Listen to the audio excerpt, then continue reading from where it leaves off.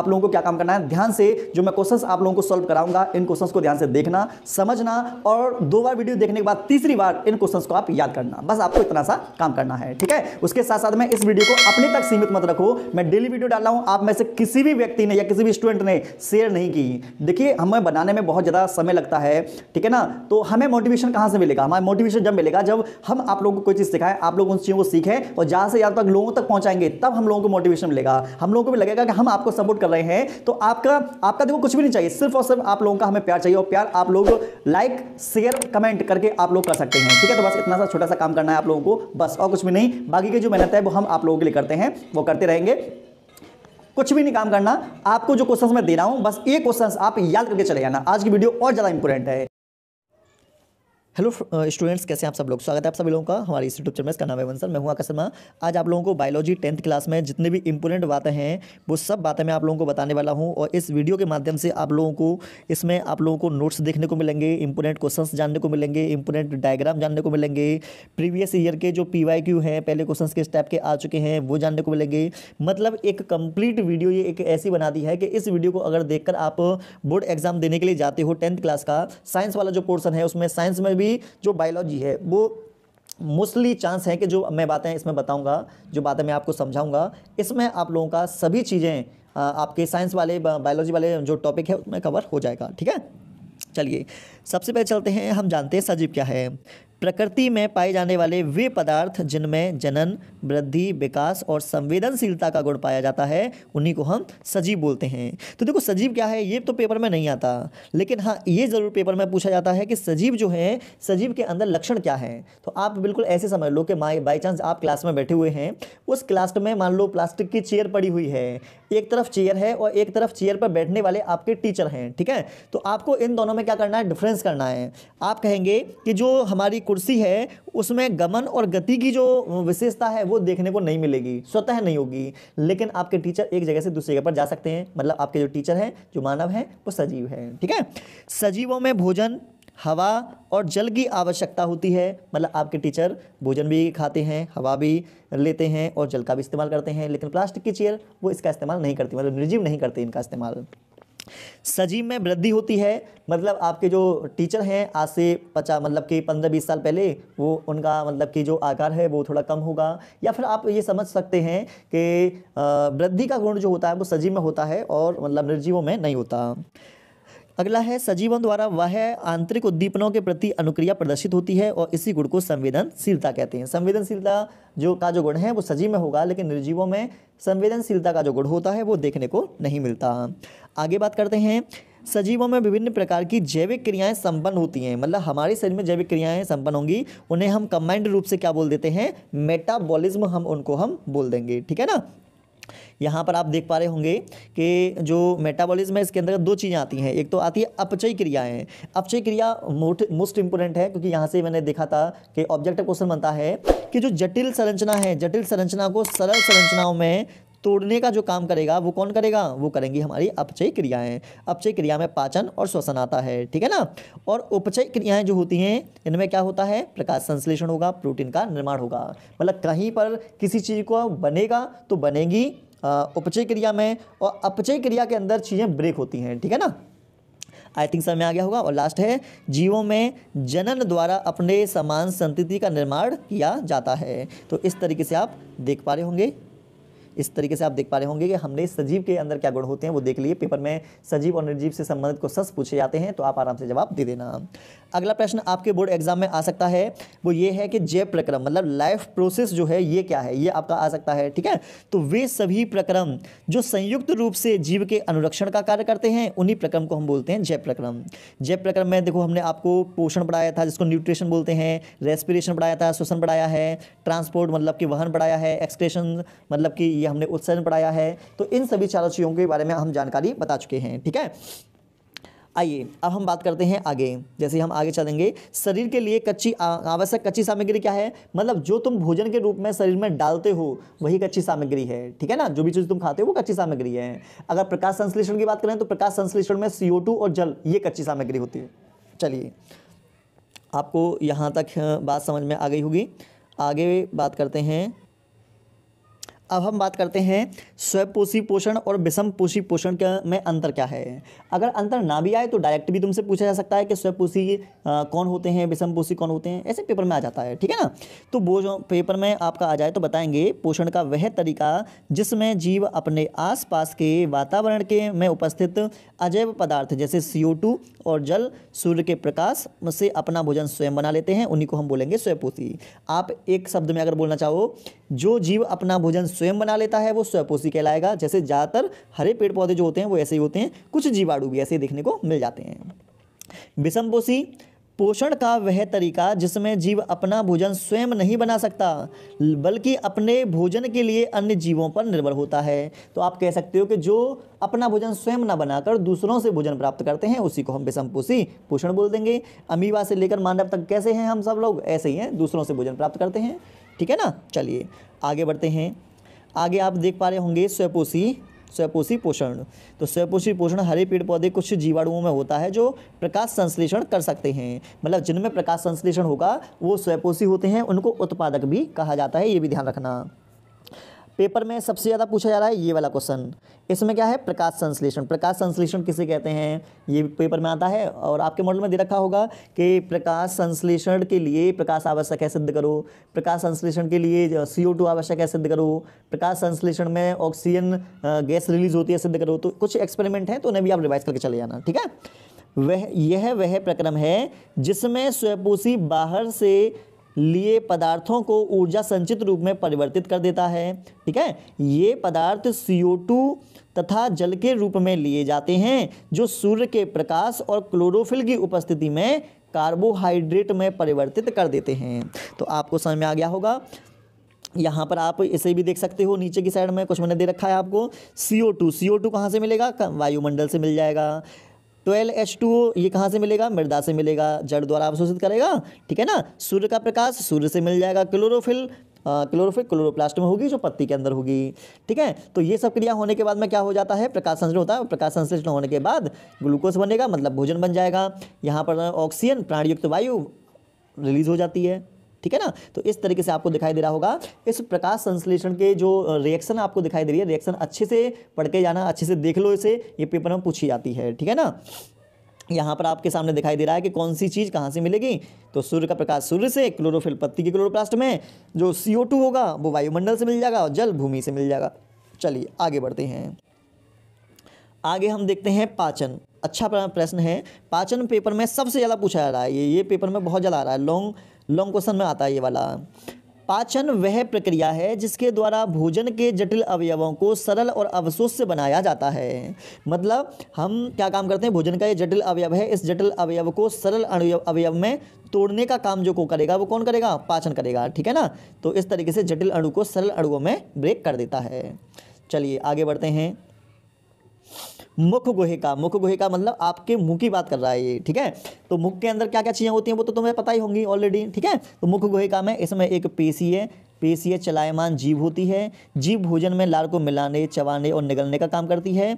और मंड को माल्टोस में बदलने का काम कौन करेगा, एमाइलोज या एमिलेज एंजाइम करेगा। एमिलेज एंजाइम या फिर टाइलिन एंजाइम बोल देते हैं, ठीक है। भोजन को निगलते समय वायु मार्ग को बंद करने का काम एक पत्ती जैसी रचना करती है जो कार्टिलेज की बनी होती है, उसी को कहते हैं एपिग्लोटिस। शायद आपने एक ऐड देखा होगा, टीवी में आता है, विक्स की गोली लो खिचखिच दूर करो, है ना, उसमें लड़कों से मुंह में लटका रहता है ना, वही होता है एपिग्लोटिस, ठीक है। तो पाचन तंत्र जब आए ना तो आपको क्या काम करना है, ये इसमें मुख गुहिका के बारे में आपको लिखना है। फिर देखो नीचे की साइड में तुम्हें कुछ दांत दिखाई दे रहे होंगे, है ना। तो जो आपको दांत दिखाई दे रहे हैं ना, हंसो मत, तुम्हारे भी दांत दिखाई दे रहे हैं। देखो ये दांत जो हैं ये होते हैं विषमदंती मतलब अलग अलग दांतों का काम अलग अलग होता है। गर्तदंती का मतलब होता है कि गर्त में ये धसे हुए होते हैं। द्विवार दंती मतलब दांत जो होते हैं वो दो बार निकलते हैं, एक बार दूध के दांत, दूसरी बार चाय के दांत। अरे ना चाय के दांत ना भाई, स्थायी दांत होते हैं। दूध के दांत 20 होते हैं और स्थायी दांत 32 होते हैं, तभी कहते हैं एक मुक्का में 32 ही बाहर निकाल दूंगा तेरी। सुना है डायलॉग, नहीं सुना आपने? वो इसीलिए बोलते हैं क्योंकि पता है उसे कि 32 दांत होते हैं। दांत 4 प्रकार के हैं, कृंतक, रदनक, प्रचवर्णक और चवर्णक, इस तरीके से 4 प्रकार के होंगे ये। कृंतक दांत 4 होते हैं और भोजन को कुतरने का, काटने का काम करते हैं। जो चूहे, गिलहरी के जो आगे के जो पैने से दांत दिखाई देते हैं ना, वो कृंतक दांत होते हैं, ध्यान रखना। दूसरा है रदनक, भोजन को चीरने फाड़ने के। आपने देखा होगा, वैसे हमारे ज़्यादा बड़े नहीं होते ये मानव में, लेकिन आपने सूअरों में, कुत्तों में, भेड़िया में, चीता में वो जो लंबे लंबे नुकीले दांत होते हैं ना, वो देखे होंगे, वही वाले हैं ये। पेट चमड़क 4 होंगे और ये 6 होंगे। भोजन को चबाने और पीसने का ये काम करते हैं। दंतसूत्र तुम्हारे सामने कुछ इस तरीके का दे रखा है। टोटल जो दांत हैं 32 हैं, कुछ इस तरीके का आपको तो सामने दिखाई दे रहा होगा। ये जीव है, देख लो जीव निकाला तुम्हारे सामने ये है ना। चलो आगे बढ़ते हैं। एक यहाँ से प्रश्न आपसे पूछा जाएगा कि भोजन को पचाने में लार की क्या भूमिका है, ऐसे आपका पूछा जाएगा। तो मुख में उपस्थित लार ग्रंथि लार रस को स्रावित करती है। लार ग्रंथि क्या करेगी? लार रस को स्रावित करेगी। इसमें लार में एमाइलेज एंजाइम होता है। तो लार में कौन सा एंजाइम होगा? एमाइलेज एंजाइम होगा, जो संपूर्ण स्टार्च का 30% पाचन मुख में ही करके भोजन को या इसको माल्टोस शर्करा में बदल देता है। तो जितना भी तुमने क्या किया है, खाना खाया है, उस खाने का 30% भाग जो होगा, ठीक है, 30% भाग भोजन में जो है वो पच जाएगा मुंह में और स्टार्च को माल्टोस में ये बदल देगा। इसी कारण कई बार अधिक चबाने पर भोजन मीठा लगने लगता है और लाइसोजाइम एंजाइम भोजन के जीवाणु और कवक को नष्ट कर देता है। आप लोगों को जैसा कि पता ही होगा कि कभी कभी बहुत से व्यक्ति ऐसे होते हैं जो हाथ धोकर खाना नहीं खाते, या फिर मान लो भोजन के अंदर ही कोई सूक्ष्म जीव है, तो उन सूक्ष्म जीवों को मारने का काम लाइसोजाइम एंजाइम कर देता है, ठीक है। अब बात करते हैं लार ग्रंथि। सामने दिखाई दे रही हैं आपको। लार ग्रंथियों से लार निकलती है और लार में टार्लिन एंजाइम होता है। लार ग्रंथि में सबसे पहले नंबर की है पैरोटिड ग्रंथि। ये कर्ण पल्लव के नीचे होगी और सबसे बड़ी ग्रंथि होगी। दूसरी है सब मैक्सिलरी ग्लैंड और निचले जबड़ों के साइड में होगी ये। अगली है सब लिंगुअल ग्लैंड, ये जीभ के नीचे होती है और सबसे छोटी लार ग्रंथि होती है। इस तरीके से आप समझ सकते हैं कि आपने लार ग्रंथियों के बारे में भी जानकारी ले ली, ठीक है। तो जो तुमने भोजन खाया था वो भोजन का क्या होगा कि भोजन आपका पहुंच जाएगा भोजन नली में, ठीक है। मुखवास से भोजन नली पे पहुंचेगा। ये भोजन को मुख से आमाशय तक पहुंचाती है। जो तुमने खाना खाया है उस भोजन को मुख से लेकर आमाशय मतलब पेट तक पहुंचाने का काम भोजन नली का होगा। कितनी लंबी होती है ये? तो आप कहेंगे ये 25 से लेकर 30 सेंटीमीटर लंबी होती है, ठीक है। फिर कि ये आमाशय जो हमारा है, स्टमक जो हमारा है, ये क्या, इसके बारे में बताओ। इसमें भोजन का यांत्रिक पाचन होगा और इसमें रासायनिक पाचन होगा। दोनों तरीके से पाचन होगा इसमें, यांत्रिक और रासायनिक। इसका कार्डियक, फंडिक तथा पाइलोरिक भागों में बटा होता है। तो आमाशय कितने भागों में बटा होगा? 3 भागों में, कार्डियक, फंडिक तथा पाइलोरिक, ठीक है। अब हमारी जो आमाशय है, इस आमाशय के अंदर कुछ ग्रंथियाँ होती हैं, जैसे जठर ग्रंथियाँ हैं, जठर रस निकलेगा, पीएच मान 2 है। इसमें यहाँ दिखाई दे रहा होगा HCl क्या काम करता है कि जो भोजन के साथ आमाशय के अंदर जो जीवाणु आ जाते हैं ना, उन जीवाणुओं को या सूक्ष्म जीवों को मारने का काम करता है। पेप्सिन एंजाइम जो होता है वो HCl की उपस्थिति में क्या होता है? सक्रिय हो जाता है और ये पेप्सिन एंजाइम प्रोटीन को पचाने का काम करता है। श्लेष्मा क्या काम करेगा? आमाशय के आंतरिक स्तर की HCl अम्ल से रक्षा करने का काम करेगा। और रेनिन जो है ये दूध का पाचन करता है। एक चीज़ हमेशा ध्यान रखना, तुम क्या याद रखोगे वो सुन लीजिए कि जो रेनिन है ना, रेनिन जो होता है बच्चों में ज़्यादा निकलता है, वयस्क अवस्था में ये कम निकलता है, ठीक है। देखो अगला प्रश्न है, प्लस आपके काम का भी है, पेपर में आएगा। आमाशय में अम्ल की भूमिका क्या है बताइए। तो देखो आमाशय मतलब पेट में अम्ल की भूमिका क्या है? तो बताएंगे हमारे आमाशय में HCl उपस्थित होता है, ठीक है, होता है। यह अम्ल आमाशय में अम्लीय माध्यम का निर्माण करता है, बिल्कुल बात सही है। इसकी सहायता से एंजाइम सक्रिय हो जाते हैं। याद है कौन सा एंजाइम? पेप्सिन एंजाइम सक्रिय हो जाएगा और वो क्या करेगा? प्रोटीन को पचाएगा, जिससे आमाशय में भोजन को पचाने में सहायता करता है, ठीक है। HCl अम्ल हमारे भोजन में उपस्थित रोगाणुओं को नष्ट करता है। कि जो भोजन के साथ रोगाणु घुस चुका है, मान लो लाइसोजाइम एंजाइम नहीं मार पाया, तो वो भोजन आमाशय में तो पहुंचेगा, ये HCl मार देगा, ठीक है ना। चलिए अब बात करते हैं, ये रही हमारी, ये क्या है? इसको हम बोलते हैं क्षुद्रांत। क्षुद्रांत को ही हम इलियम बोलते हैं, ठीक है। छोटी आंत का ये भाग होता है। ये आहार नाल का सबसे लंबा भाग है। तो आहार नाल का सबसे लंबा भाग कौन सा होता है? इलियम। घास खाने वाले शाकाहारियों का सेलुलोज पचाने के लिए क्षुद्रांत की आवश्यकता होती है। क्षुद्रांत मतलब इलियम की आवश्यकता होती है सेलुलोज को पचाने के लिए।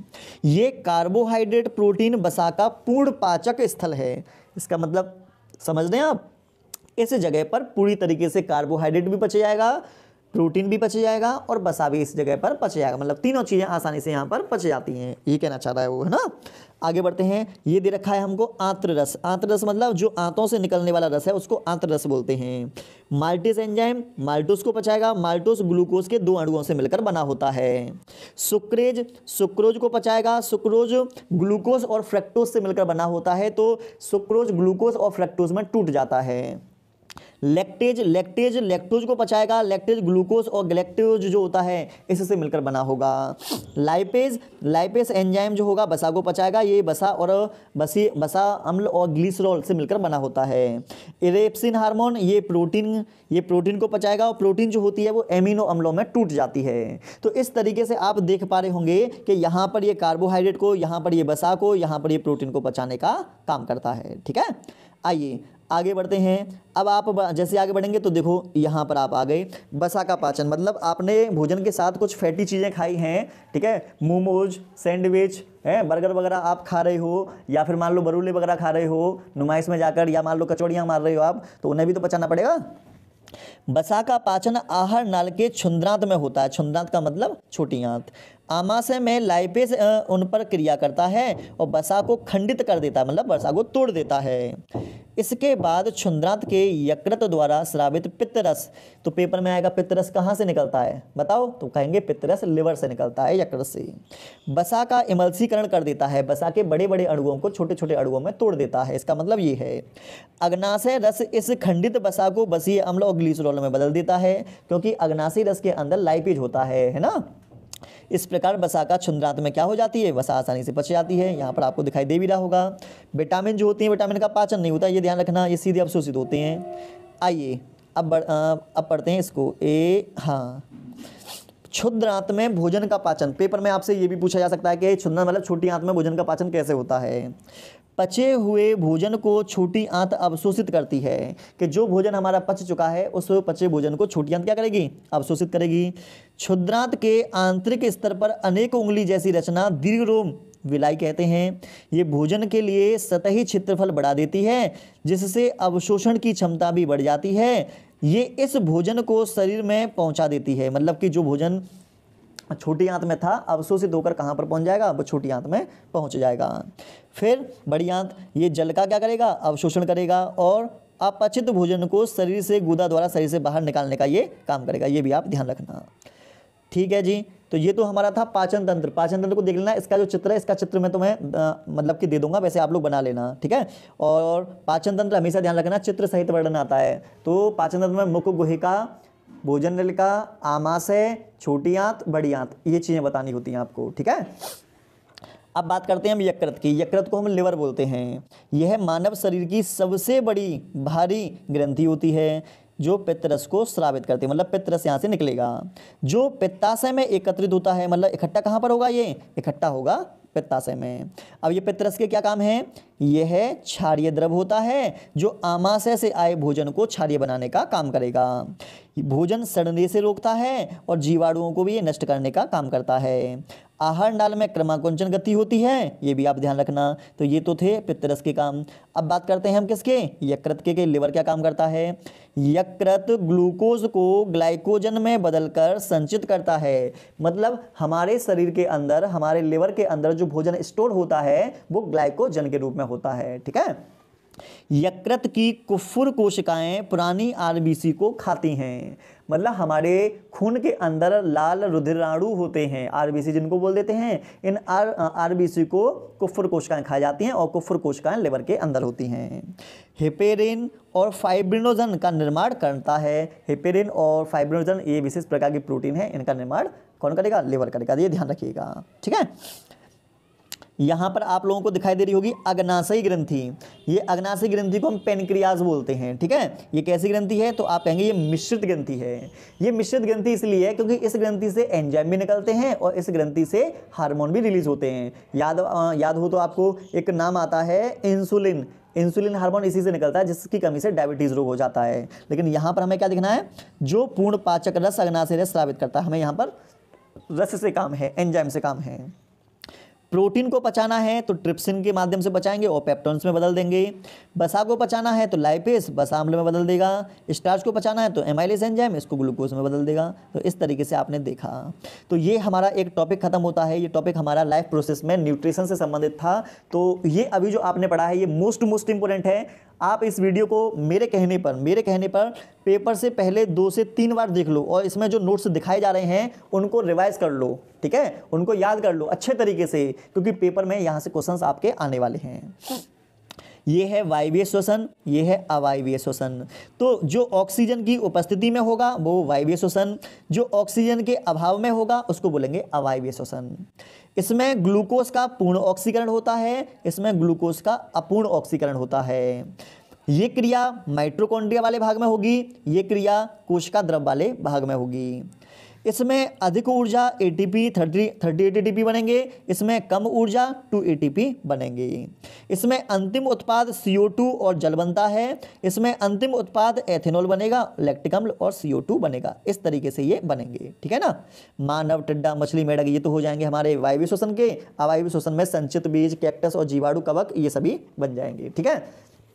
आई थिंक आप लोगों को समझ में आ गया होगा। अगर समझ में नहीं आया तो आप हमें कमेंट सेक्शन में बता सकते हैं कि सर ये चीज़ हमारे समझ में नहीं आई। मैं कोशिश करूंगा कि आप लोगों को अच्छे तरीके से और समझा पाऊँ मैं, ठीक है ना। चलिए आगे बढ़ते हैं। अगला है फेफड़ों में गैसीय विनिमय, मतलब जो हमारे फेफड़े होते हैं, फेफड़ों में गैसों का आदान प्रदान कैसे होता है ये आपको बताना है। आप NCERT में देख लेना कि किस तरीके का प्रश्न आपसे पूछा गया है। याद रखिएगा, सबसे पहला काम यही करना है आप लोगों को कि कोई भी प्रश्न दे रखा है तो उस प्रश्न को अच्छे तरीके से समझेंगे कि वो प्रश्न क्या पूछना चाहता है। जब आपको ये समझ में आ जाए कि प्रश्न में क्या पूछा गया है तो उसके बाद ही आप लोगों को आंसर देना है, ठीक है।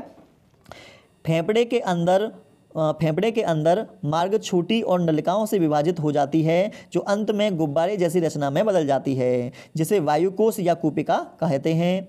कूपिका एक सतह उपलब्ध कराती है जिससे गैसों का विनिमय हो सकता है, मतलब गैसों का आदान प्रदान हो सकता है।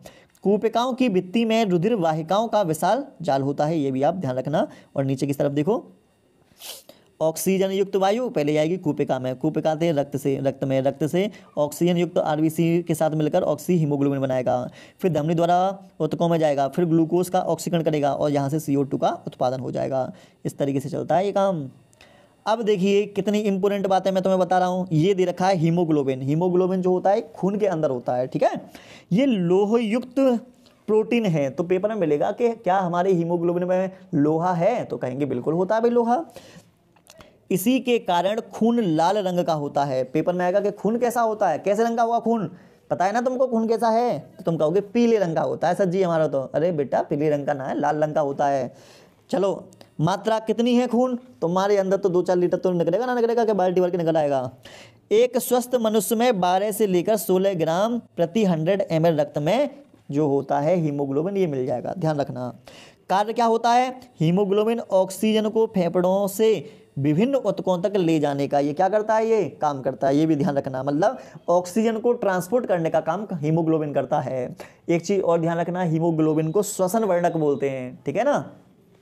हीमोग्लोबिन की कमी, लाल रुधिराणु में यदि इनकी मात्रा कम हो जाती है तो शरीर के अंगों को सुचारू रूप से ऑक्सीजन नहीं मिल पाती, जिससे भोजन का ऑक्सीकरण पूर्णतः नहीं हो पाता, जिससे ऊर्जा में कमी आती है और थकावट उत्पन्न होती है। इसकी कमी से अरक्तता या एनीमिया हो जाता है। एनीमिया मतलब खून की कमी हो जाएगी ना तो इंसान थकावट सी महसूस करेगा, ठीक है। और जब हीमोग्लोबिन अच्छी मात्रा शरीर में होता है तो कोई इंसान मुस्कुराता तो लाल लाल नल्लव चेहरे पर अलग ही लाली दिखाई देती है। मनुष्य का श्वसन दर कितनी है, 12 से 15 मिनट तक, 1 मिनट में सांस लेते हैं हम, ध्यान रखना। यकीन ना हो चेक करके देख लो। अब देखो ये मिल गया तुम्हारा दूसरे नंबर का मोस्ट इंपोर्टेंट लॉन्ग है, पेपर में पूछा जाता है 7 नंबर में। देखो मानव हृदय, मानव में पंप की तरह ये काम करता है। हृदय पंप करता है ना, शरीर के वो खून पंप करता है जो रक्त को पूरे शरीर में भेजता है। इस पर हमारा नियंत्रण नहीं होता। हृदय पर हमारा कोई नियंत्रण होता है, हम दिल से बोलें कि बेटा धड़कना तुम बंद कर दो, तो क्या वो हमारी सुनता है, नहीं सुनता। जब वो सुनता नहीं तो इसका मतलब समझ गए होंगे कि उस पर हमारा नियंत्रण नहीं है। मानव हृदय की स्थिति एवं संरचना, इसे देखो कि तो हमारा हृदय कौन सी जगह पर होता है, कैसी संरचना होती है। यह हृदय पेशियों से बना होता है। तो हृदय में कैसी पेशियां होती हैं? हृदय पेशी बंद मुट्ठी के आकार का, तो कैसे होगा? बंद मुट्ठी के आकार का। कहाँ पर होगा? बक्ष गुहा में। तो जो छाती होती है ना, छाती वाले भाग को बक्ष गुहा बोलते हैं। ये 300 ग्राम का होता है। कितने ग्राम का? 300 ग्राम का। दोहरे हृदय आवरण से घिरा, मतलब इसमें कितने आवरण होंगे? 2 आवरण मिलेंगे। हृदय में 2 अलिंद होते हैं, 2 निलय होते हैं। इस तरीके से हमारे हृदय में 4 कक्ष होते हैं। चाहे 4 कक्ष बोलो, चाहे 4 बेसम बोलो, ठीक है, एक ही बात होती है। तो मानव में या सभी स्तनधारियों में, सभी पक्षियों में 4 कक्ष होते हैं, ध्यान रखना। और जिनके हृदय में 4 कक्ष होते हैं वो समतापी प्राणी होते हैं। देखो ये एकदम मस्त सा आपको दिल दिखाई दे रहा होगा। हमारे महाशिरा जो होती है, महाशिरा के माध्यम से हमारे शरीर का जितना भी अशुद्ध रुधिर होता है वो सब अशुद्ध रुधिर पहले वाले कक्ष में जाएगा, जिसको बोलते हैं दायां अलिंद। अब दाएं अलिंद से ये पहुंच जाएगा दाएं निलय के अंदर। दाएं के निलय के अंदर पहुंचे, यहाँ पर इस वाले भाग में मिलता है त्रिवलनी कपाट, ठीक है, जिससे कपाटी इसलिए होते हैं क्योंकि ये बैक न मार जाए हमारा खून। उसके बाद में ये अशुद्ध रक्त जो होता है फुफ्फुस धमनी के माध्यम से फेफड़ों में चला जाता है। फेफड़ों में क्या होगा? फेफड़ों में गैसों का आदान प्रदान होगा, वहां पर गैसों का शुद्धिकरण होगा, वहां से शुद्ध रक्त लौट कर आएगा। कौन लेकर आएगी? फुफ्फुस शिरा। फुफ्फुस शिरा अशुद्ध रक्त रखने वाली एकमात्र शिरा होती है, बाकी सभी शिराओं में अशुद्ध रुधिर होता है, इसमें शुद्ध होता है। तीसरे कक्ष में आएगी। तीसरे कक्ष को क्या बोलते हैं? बाएं अलिंद। बाएं निलय, बाएं अलिंद से बाएं निलय में हमारा रक्त आ जाएगा। और इन दोनों के मध्य कैसा है? द्विवलनी कपाट, ये भी ध्यान रखना, ठीक है। उसके बाद में ये महाधमनियों से होता हुआ शरीर के विभिन्न भागों को शुद्ध रक्त जो होगा वो पंप कर दिया जाता है। इस तरीके से हमारी क्या होती है? हृदय की क्रियाविधि देखो तुम्हारे सामने है। हृदय की गति हृदय पेशियों में एक लय में सिकुड़ने तथा फैलने से होती है। हृदय के दाएं अलिंद महाशिराओं द्वारा अशुद्ध रक्त प्राप्त करता है। उसके बाद रक्त दाएं अलिंद से निलय में जाता है। अब अशुद्ध रक्त को दाएं निलय से फुफ्फुस धमनियों द्वारा शुद्ध होने के लिए फेफड़ों में भेजा जाता है। वहाँ से फुफ्फुस शिराओं द्वारा ऑक्सीजनित को शुद्ध रक्त बोलते हैं, इसमें ऑक्सीजन होती है, बाएं अलिंद में आता है, फिर बाएं निलय में पहुंचता है। उसके बाद महाधमनी एवं धमनियों द्वारा शरीर के विभिन्न अंगों में रक्त को भेज दिया जाता है। तो इस तरीके से ये हृदय की क्रियाविधि है। 2-3 बार इसे पढ़ लेना, एक बार में समझ में नहीं आएगी आपके, ठीक है, 2-3 बार पढ़ना है इसको अच्छे तरीके से। अब आपके नीचे की साइड में देखा कि तुम्हारा दिल कितनी बार धड़कता है, तो तुम कहोगे 72 से 75 बार। किन के लिए धड़कता है वो तुम्हें पता होगा, किन के लिए धड़कता है तुम्हारा हृदय। मानव हृदय में दोहरा परिसंचरण तंत्र। तो हमारा हृदय जो होता है ना, मैं एक लाइन में बोलूँ तो हमारे हृदय में 2 बार रक्त आता है। एक बार आता है अशुद्ध रक्त, एक बार आता है शुद्ध रक्त, इसीलिए क्या बोल देते हैं? दोहरा परिसंचरण तंत्र बोल देते हैं। अशुद्ध रक्त हृदय में आता है, फिर इस रक्त को फेफड़ों में शुद्धिकरण के लिए भेजते हैं। फिर फेफड़ों में शुद्ध रक्त हृदय में पुनः वापस आता है। इसके बाद रक्त को अंगों में पंप कर दिया जाता है। इस एक पूरे चक्र में रक्त हृदय में 2 बार आता है, इसलिए इसको हम क्या बोलते हैं? दोहरा परिसंचरण तंत्र हम बोल देते हैं। इसी के कारण ऑक्सीजनित और बी ऑक्सीजनित एक दूसरे से क्या होते हैं? अलग अलग रहते हैं। मतलब शुद्ध रक्त और अशुद्ध रक्त जो होते हैं वो मिक्स नहीं होते, एक दूसरे से अलग रहते हैं। ये यदि ये बंटवारा ना हो तो दोनों शुद्ध और अशुद्ध रक्त आपस में मिल जाएंगे और अंगों को पूर्ण ऑक्सीजन नहीं मिल पाएगी। यहाँ पर आप देख पा रहे होंगे, यहाँ पर हमारे क्या है, यहाँ से मैं स्टार्ट करता हूँ। ये कहाँ से करूँ? चलो यहाँ से कर लेते हैं। शरीर के अंग से हमारा अशुद्ध रुधिर पहुँचता है दाएं अलिंद में, दाएं अलिंद से दाएं निलय में, दाएं निलय से महाधमनी के माध्यम से फेफड़ों में चला जाएगा।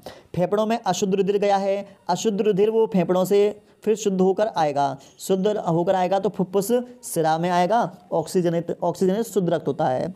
शुद्ध रक्त बाएं अलिंद में आता है, बाएं अलिंद से बाएं निलय में जाएगा, बाएं निलय से ऑर्टा मतलब प्रमुख महाधमनी के द्वारा ऑक्सीजनित रुधिर, शुद्ध रुधिर हमारे शरीर के विभिन्न अंगों को भेज दिया जाता है।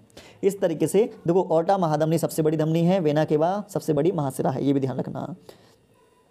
आइए, ये क्वेश्चन है, इस क्वेश्चन को रिवाइज कर लेना, ठीक है, अच्छा प्रश्न है ये भी।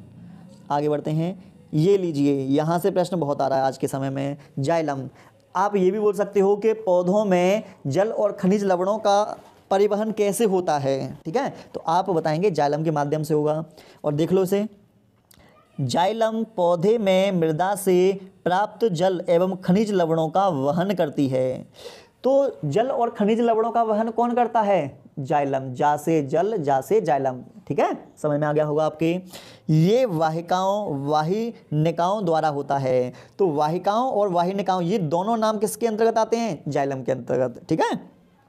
जड़ व मृदा के मध्य आयन सांद्रता में अंतर के चलते जल मृदा से जड़ों द्वारा प्रवेश कर जाता है। तो मृदा से जड़ द्वारा क्या होगा? मृदा से जड़ों में क्या कर जाएगा? जल प्रवेश कर जाएगा।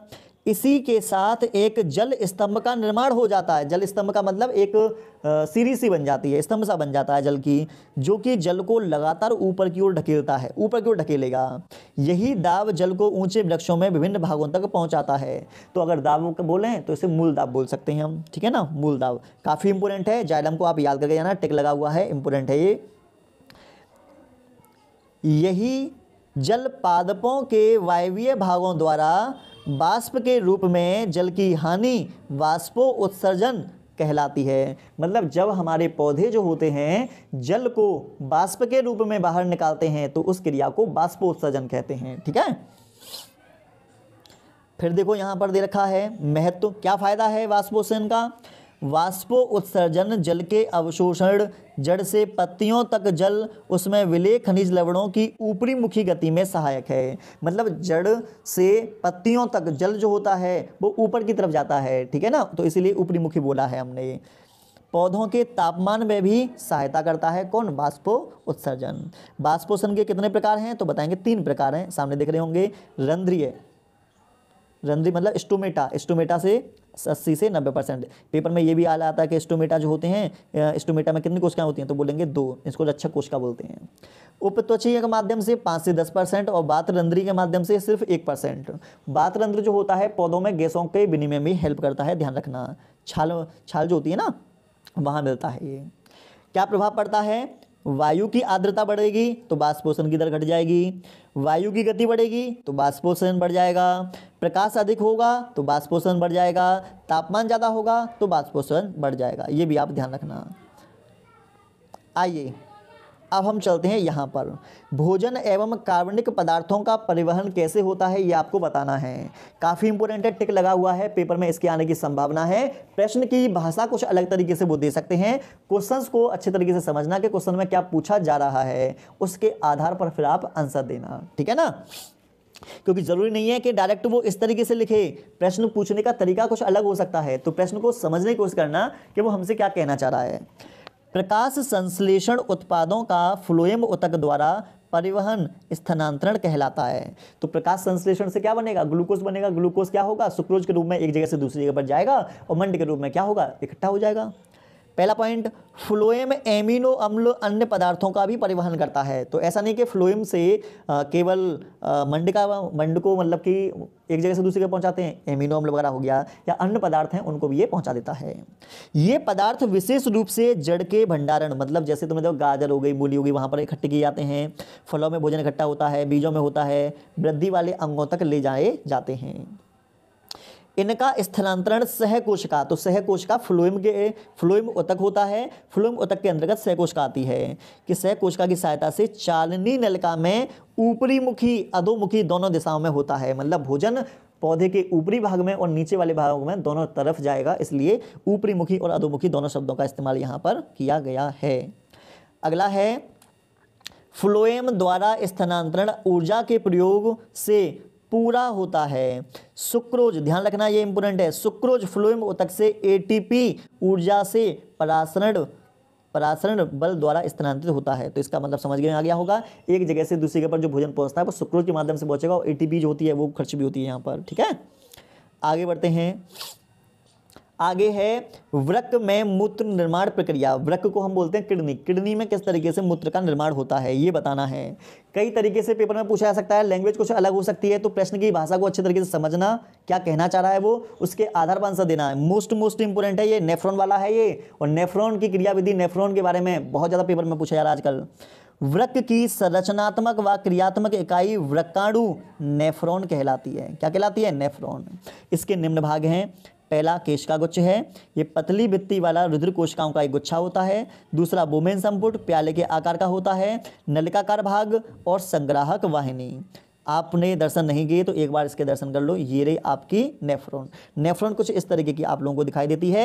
2 से 3 बार इसकी प्रैक्टिस करना, 4-5 बार प्रैक्टिस करना, और जब तक प्रैक्टिस करना जब तक ये बनाना ना आ जाए, क्योंकि पेपर में ये तुम्हें बना के आना पड़ेगा, ठीक है ना। आइए आगे बढ़ते हैं। वृक्क में उत्सर्गी क्रियाविधि तो देखते हैं। जब वृक्क धमनी की शाखा नेफ्रॉन में प्रवेश करती है तब जल, लवण, ग्लूकोज, एमिनो अम्ल, अन्य नाइट्रोजनी अपशिष्ट पदार्थ केशिका गुच्छ में छनकर बोमेन संपुट में आ जाते हैं, बोमेन संपुट में पहुंच चुके हैं।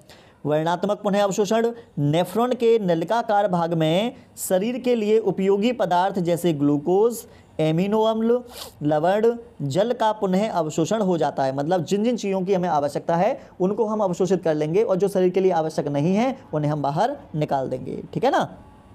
फिर है नलिका श्रावण। यूरिया, अतिरिक्त जल, लवण जैसी उत्सर्जी पदार्थ वृक्काणु के नलिकाकार भाग के अंतिम सिरे में रह जाते हैं और मूत्र का निर्माण करते हैं। वहाँ से मूत्र संग्राहक वाहिनी, मूत्र वाहिनी से होता हुआ मूत्राशय में अस्थायी रूप से संग्रहित रहता है। मूत्राशय में दबाव द्वारा मूत्र मार्ग से बाहर निकल जाता है। तो इस तरीके से आपको क्या काम करना है, इसको अच्छे तरीके से याद करके जाना है। मोस्ट इंपोर्टेंट है, इसको बिल्कुल भी आप स्किप मत करिएगा, ठीक है। कूपिका और नेफ्रॉन में क्या अंतर है, अच्छा पॉइंट है, टिक लगा हुआ है, इंपोर्टेंट है। कूपिका फेफड़ों में मिलेगी, नेफ्रॉन किडनी में मिलेगी। ये शुद्ध अशुद्ध वायु का वहन करेगा, ये अशुद्ध और शुद्ध रुधिर का वहन करेगा। इनका आकार छोटा, इनका लूपदार बड़े होते हैं। कूपिका शरीर से CO2 गैस को बाहर निकालेगी और यहाँ से नाइट्रोजन युक्त जो अपशिष्ट पदार्थ है वो मूत्र के द्वारा बाहर निकाले जाते हैं। काफ़ी इंपोर्टेंट है, और इसका आप क्या काम करोगे, इसको आप रिवाइज करेंगे। पादपों में उत्सर्जन किस प्रकार से होता है, पेड़ पौधे अपने शरीर से अपशिष्ट पदार्थों को कैसे बाहर निकालते हैं, तो काफ़ी आसान भाषा में सामने आपके लिखा हुआ है, 1-2 बार इसका रिवीजन कर लेना, ठीक है। पादपों में उत्सर्जन का। चलिए आगे बढ़ते हैं। अगला है नर जनन तंत्र। काफ़ी इंपोर्टेंट है नर जनन तंत्र। नर जनन तंत्र और मादा जनन तंत्र पेपर में कई बार पेपर में आते हैं, तो आप इनका चित्र सहित वर्णन करके आइएगा। यहाँ दे रखा है वृषण। लड़कों में एक जोड़ी वृषण उदर गुहा में बाहर वृषण कोश में उपस्थित होते हैं। तो लड़कों में कितने वृषण होते हैं, तो तुम कहोगे एक जोड़ी होते हैं, ठीक है। कहाँ, और एक जोड़ी किस में होंगे, वृषण कोश के अंदर होंगे। मनुष्य में वृषण कोश देह गुहा के बाहर होते हैं, मतलब शरीर के बाहर ही लटके रहते हैं। क्यों लटके रहते हैं, क्योंकि वृषण 1 से 2.5 डिग्री सेल्सियस तापमान शरीर के तापमान से कम बनाकर रखता है, जो शुक्राणु बनाने के लिए आवश्यक परिस्थितियाँ होती हैं, ठीक है ना। तो शुक्राणु आसानी से बन सकें, इसलिए वृषण जो होते हैं बाहर लटके रहते हैं। अब हम देखते हैं कि वृषण जो हैं, जो पुरुष के अंदर पाए जाते हैं, ये काम क्या करते हैं। तो पहला काम है, ये नरयुग्मक शुक्राणु को बनाएंगे। दूसरा, ये नरजननांगों का अहम भाग है।